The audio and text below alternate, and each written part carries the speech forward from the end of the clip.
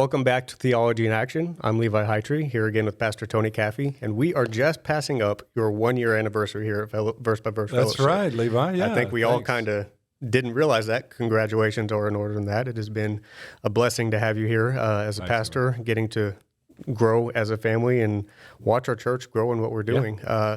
So we recently talked about fear of the Lord and what that meant and how to properly fear and revere the Lord. We in that came up often because it's kind of goes hand in hand is loving the Lord your God and what that should properly look like. And we both kind of thought it would be a good idea to expound upon that. So that's what we're going to do here today. Let's talk about loving the Lord. Yeah. Can you set out kind of a general definition? Yeah, love, important, right? So when we were talking about this subject, you know, our colleague here, Kyle, sent us that "What is Love" GIF with the Roxbury crew, you know, dancing in the backseat of the car. And so that's a pretty, I guess, little good snapshot of the way in which our world misunderstands love in a silly way. That's kind of the way it can be captured.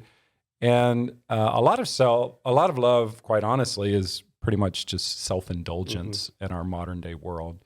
So we can talk about love more generally, person to person, but you kind of opened up with kind of the horizontal aspect of love, which I think is good because we learn love from God ultimately. Mm-hmm. And so the greatest show of love, as the New Testament reiterates over and over again, is this sacrificial act of Jesus dying on the cross for our sins. So Jesus setting aside his divine attributes for a time and the power that he has to, destroy the people who were putting him to death. Yep. And he loved them and he loved us enough to lay down his own life, die, and then now, because of that, we get the remedy for our sin. So that kind of sacrificial paradigm is really the way in which God expects us to love him back, you might say, but also love one another. And as it relates to the love for the Lord, I mean, that's one of the things we tried to emphasize with the fear of God earlier is that those things aren't mutually exclusive. We can fear and reverence God and have this respect for him, but at the same time, we can have this deep, loving, even emotional, we'll talk about emotions here in a second, affectionate might be the better term for that, sense of desire for the Lord, and that's good. And, the characteristic person in the Old Testament was King David, who had this heart for the Lord and was commended for that and sang songs to the Lord and played the harp. And there's something for us to imitate in that. I do love going back to King David quite often in my personal life, just because getting to see his journey and his love for the Lord. But even in his love for the Lord, he's human and he's imperfect. It's encouraging to someone who is also imperfect of seeing that he still loves the Lord and the Lord still loves him and is still with him through that. Yeah, and it's interesting to compare David with Solomon, his son, but also Saul, his predecessor, because they all had flaws, right? And yet David had something unique built inside of him that differentiated him definitely from Saul, but even from Solomon, who had a part of that, and that was this heart. He was a man after God's own heart, and so he made mistakes, big mistakes, and suffered the consequences from them, but he also had this abiding love for God. Yeah, so you talked about kind of that we were building that horizontal love to God first, and God, vertical. Sorry. Yes. But that should inform the horizontal, right? Exactly. That's kind of where I was going with this. Is it connects, and that should feed into and help us to understand how to reach out, how to love others. So we talked about characteristics different, and some characteristics are solely God that we cannot have. We cannot have any form of those attributes. Love, I would say, is obviously not to the same degree, but is one that we do have. We do share that attribute, that characteristic. Can you kind of build on that? Yeah, so the distinction is communicable and incommunicable. So there are certain things that God is that will never be. Right. Those are his incommunicable attributes. He's sovereign, he's infinite. Omnipotent, infinite. But there's those characteristics that are communicable, holiness, love, and not perfectly, but we Right. can imitate those aspects of God's character. And love is one of them in the sense, that the pattern that we get in the New Testament, I touched on this already, is, as God has loved you, you love other people. As Yep. God has sacrificed for you, you sacrifice for other people. And that it is quite different from the way in which the world defines love and talks about love. Let me so this will be a little bit extended, but I want to give you 4 counterfeit loves, Levi. Okay. And just kind of walk you through what I think a lot of people consider or conceptualize when they think about love in our modern day world. So one counterfeit love is emotion-driven feelings. So emotions are important, but when they're the locomotive in your love train, it can derail easily.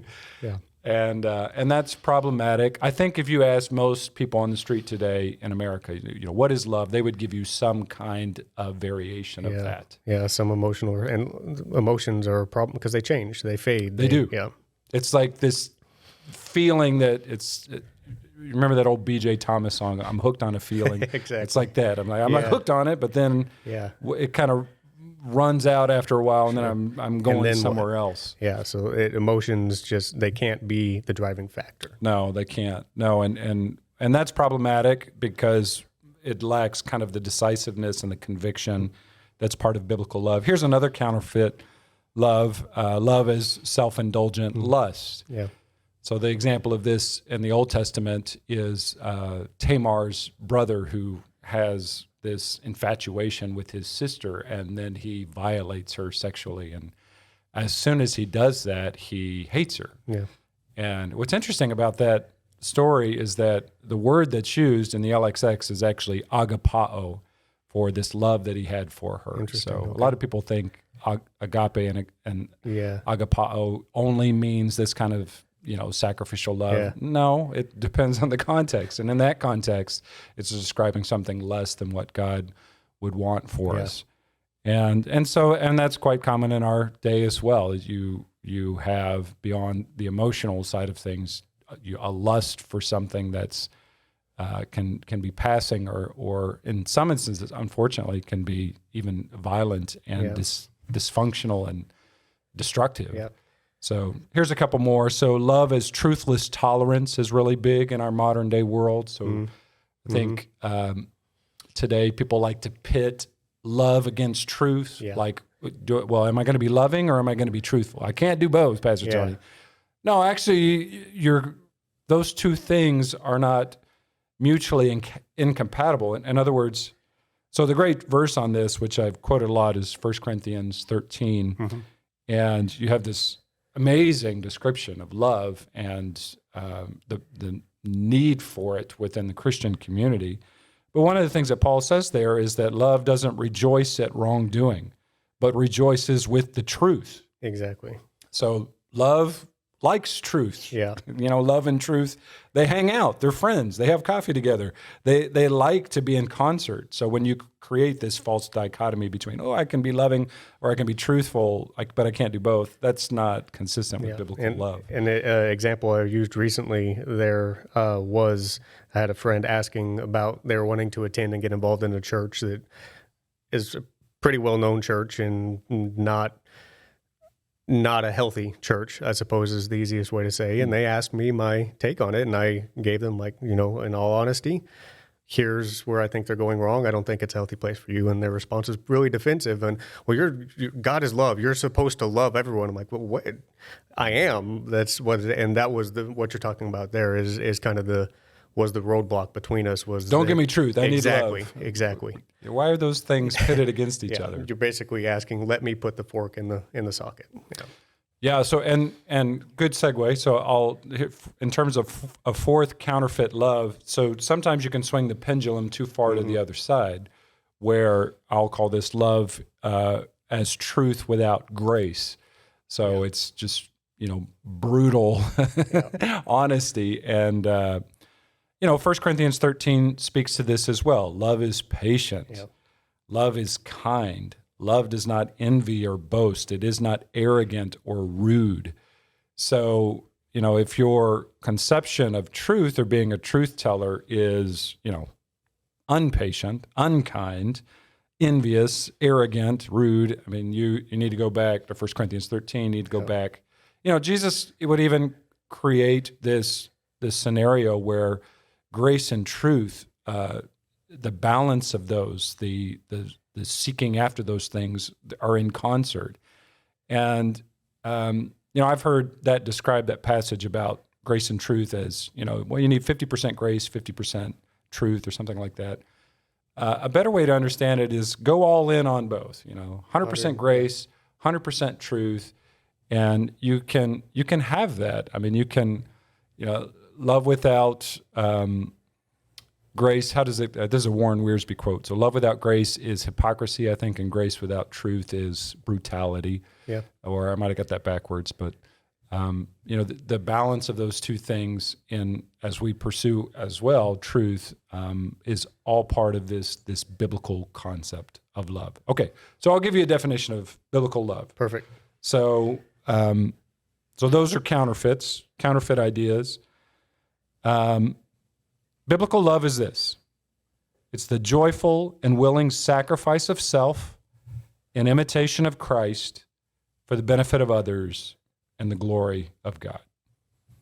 I'm probably taking some stuff from John Piper there in that. I usually do. Okay. Because he's good with definitional things. But I'll give you some verses as well. Ephesians 5:1-2. Be imitators of God as beloved children. Walk in love as Christ loved us and gave himself up for us. 1 John 3:16. By this we know love, that he, speaking of Christ, laid down his life for us, and we ought to lay down our lives for the brothers. So biblical love, this joyful, willing sacrifice of self in imitation of Christ for the benefit of others and the glory of God. Yeah. It's perfect. Concise, nails it on the head. So that gives us an understanding of what love is and what it's not. What is, well, I'll turn it on the head. I won't present a question.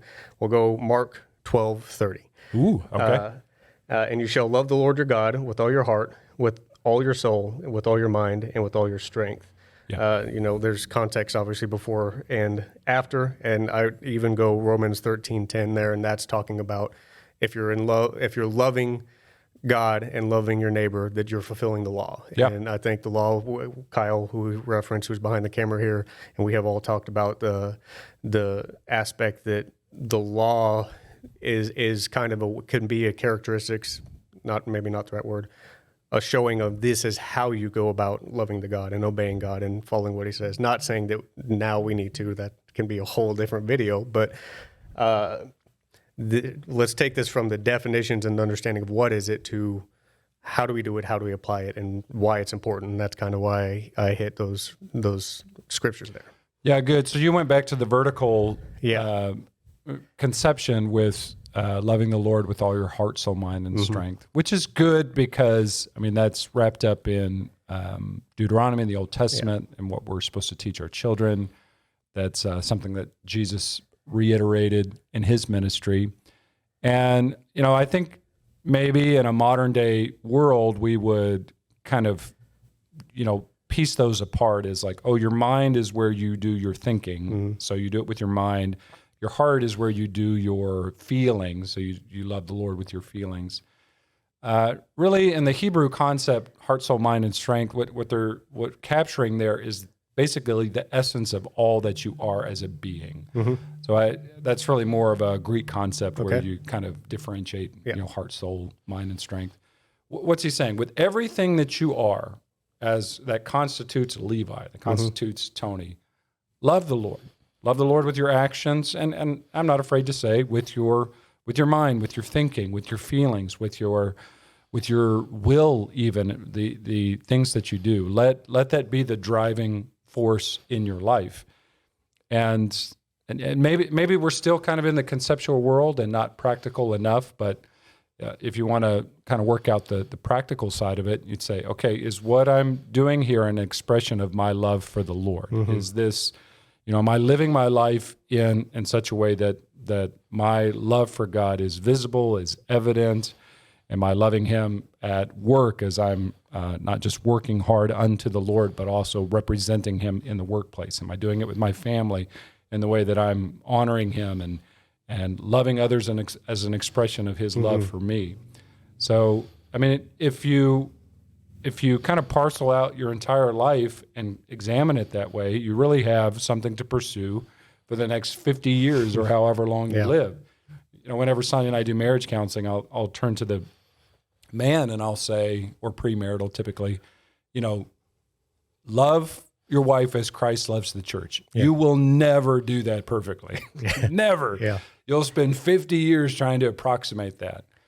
And that's the great adventure of marriage. And that's actually what makes it fun. And, you know, go for that. Let that be the standard. And not to beat yourself up when you fall short, but you know, everybody needs a goal in life, and that's a good goal to shoot for. Absolutely, absolutely. And we did go back, I did take it back a little bit vertical, and as we've kind of talked about, I think that kind of funnels out into, if you're getting that accurate, that's going to funnel out into the relationships. Obviously, part of loving God and obeying is he's asking us to love our neighbor. Yes. Love our neighbor in that way. And I for me, there have been just kind of some of my backstory and testimony is I haven't always had the best examples of that in relational aspect. And I've had quite a bit of examples of not love and being taken advantage of. So there's been times that it's been confusing and hard of, well, how do I love these people? And figuring out how to get this right between me and God and loving here has changed that example of how do I show that to others. So, yeah. Good. Yeah. That's encouraging, Levi, that you were able to move that direction. That's and I don't think you're alone in that. Sure. I mean, we grow up in environments, a lot of people where there's selfishness on display. And even our father figures and our mothers can not always be the great examples that we need. And so we project on the Lord sometimes the failures of our parents and others. But sounds like the Lord has remedied that and maybe sometimes still healing that. You know, there's always that little bit of back in the past. People can poke that scar a little bit. But let's dig into that and talk about it a little bit on the other side of in this world that there's so much selfishness, so much flesh, so much sin in the world.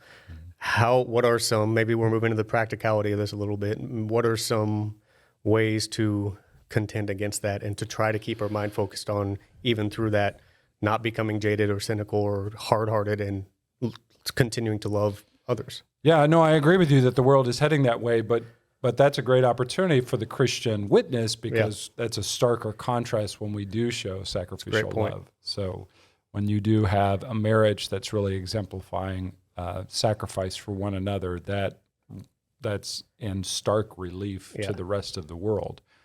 Or when you do have these, love is kind, love is not rude, love is patient. When you do have these moments where somebody is in need of kindness and you show that maybe as other people show impatience or show irritability, that's an opportunity right there to speak for Christ in our world, in front of your children, in front of the church body. And so, I mean, to the extent that, yes, our world has failed. I mean, to be honest, our world has been failing for thousands of years, right? But let's say we do have an uptick in our world of, unkindness and rudeness.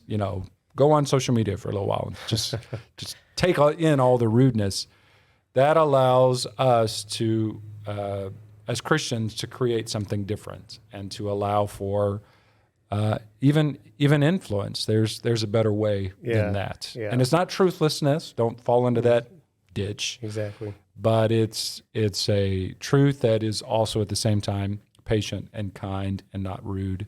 So to be honest, there's opportunities pretty much everywhere all the time at the grocery store, in the social media communities, at school, at work,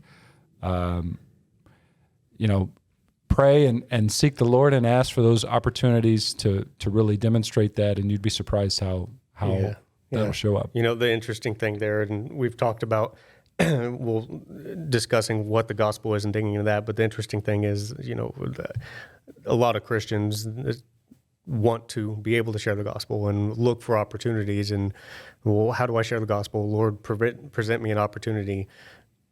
Sometimes the answer is, probably all the time, the answer at some level is respond in love to people, and that will open a door to sharing the gospel somehow. We did a video that will likely be posted before this with one of our elders, Forrest, talking about evangelism. Yeah. His example of, hey, asking to pray for somebody. Exactly. Praying for the waiter. That's showing love. That's a great example of love, opening a door potentially to share the gospel. Very good. Thanks, Levi. Yeah, that is all the time we have here today. Tony, thank you again. And thanks, Levi. Once again, congratulations. It's been a blessing to have you at our church for a year. A good companion piece we have to this video, we referenced it a couple times today, is our video on fearing the Lord and what that actually looks like. So check that out. If you're interested in any more content we have to offer, vbbf.org is where you can go to check out our live streams. We live stream on Wednesdays and Sundays. Until next time, God bless.